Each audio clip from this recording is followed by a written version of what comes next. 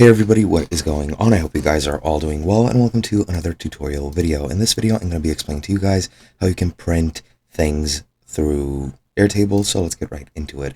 Now, you won't be able to do it through Airtable directly. You will need a third-party app. In this case, I'm going to be using Document, and I'm going to be showing you guys how you can do this.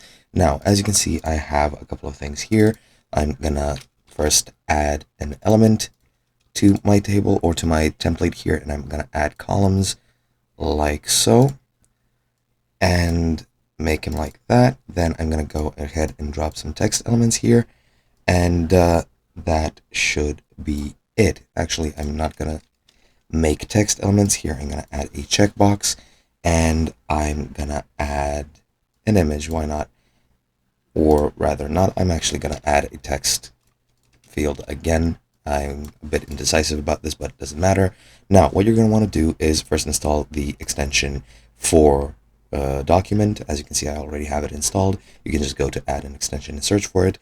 Then you need to select a template. Once you connect your two accounts, you need to select the template which you're going to be using. In this case, I'm going to be using this blank one. And now what we're going to do is we're going to get some variables.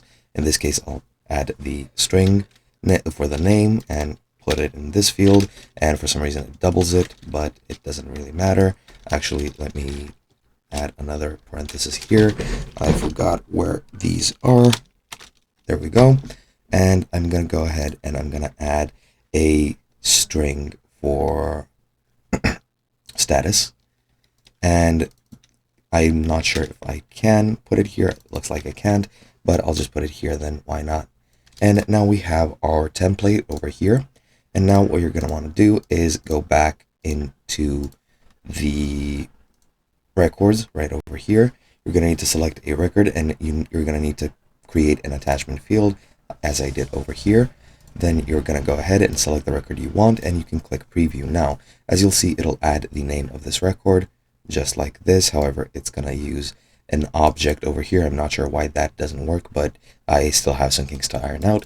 But as you can see, now you have your preview document, and then you can go ahead and click print from right over here.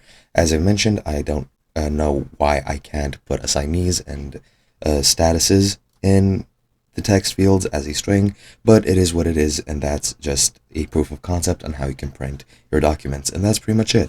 Hope you guys enjoyed, and I'll be seeing you guys in another video.